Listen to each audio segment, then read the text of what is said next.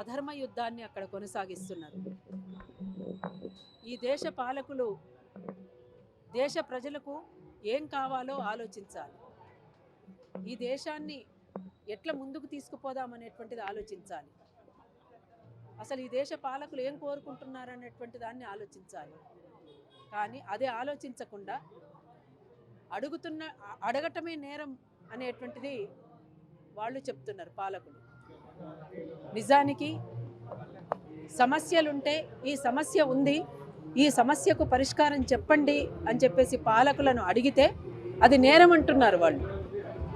నేరం ఎట్లయితుంది? వాస్తవానికి ఆ సమస్య లేకుండా చేయాలి కదా. కానీ సమస్యలను సృష్టిస్తున్నదే మీరు, హింసను కొనసాగిస్తున్నటువంటిదే ప్రభుత్వాలు. ఇవాళ వాళ్ళు దాదాపు 2 సంవత్సరాలుగా కోరుతున్నారు, మేము చర్చలకు రావడానికి సిద్ధము, కాబట్టి మమ్మల్ని చర్చలకు ఆహ్వానించండి, మా అభిప్రాయం ఏమిటో మేము తెలియజేయాలనుకుంటున్నామని. చర్చలకు ఆహ్వానిస్తే వాళ్ళు పెట్టాల్సింది ఏంటి ఎజెండా అంటే, అడవి పైన ఆదివాసీలకే హక్కు ఉండాలని వాళ్ళు కోరుతారు కనుక, దానికి సమాధానం మా దగ్గర లేదు గనక వాళ్ళని చంపడమే పరిష్కారం అని చెప్పేసి ప్రభుత్వం నిర్ణయించుకుంది. అందుకనే వచ్చే సంవత్సరం మార్చి కల్లా అందరినీ నిర్మూలిస్తామని. ఇది రాజ్యాంగం మనకు చెప్పినటువంటిది కాదు, మనకు జీవించే హక్కునిచ్చింది రాజ్యాంగం.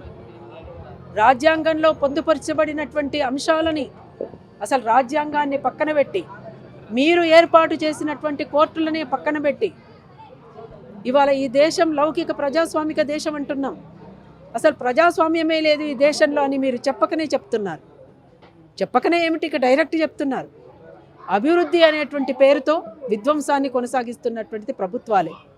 బయట ఎవరైనా విధ్వంసాన్ని సృష్టిస్తే ఇది విధ్వంసం గనక, ఈ రకంగా చేస్తే మన దేశానికి నష్టం గనక, మన ప్రజలకు నష్టం గనక ఇలా ఉండకూడదు అని చెప్పేసి చెప్పాల్సింది ప్రభుత్వాలు.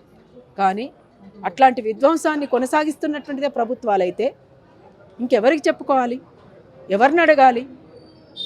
ఇది చాలా అన్యాయం, విచారకరం కూడా. ఇప్పటికైనా మించిపోయింది లేదు. చర్చలకు ఆహ్వానించండి, చర్చలకు అవకాశం ఇవ్వండి.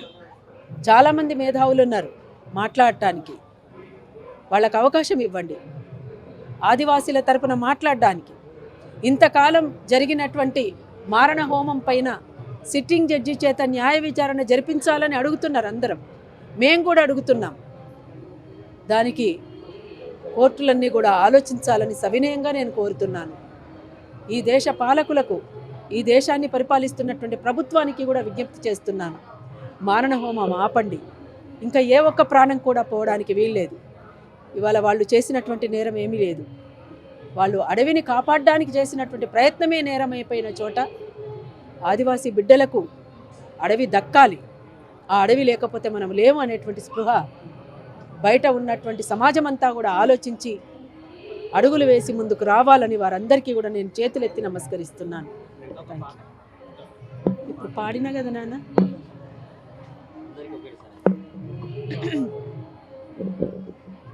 యాడ పుట్టినారో యాడ పెరిగినారో ఈడికొచ్చి మీరు పోరు చేసినారా అన్నలో, మా అక్కలో, వీరులో, మా శూరులో. యాడ పుట్టినారో యాడ పెరిగినారో ఈడికొచ్చి మీరు పోరు చేసినారా అన్నలో, మా అక్కలో, వీరులో, మా శూరులో.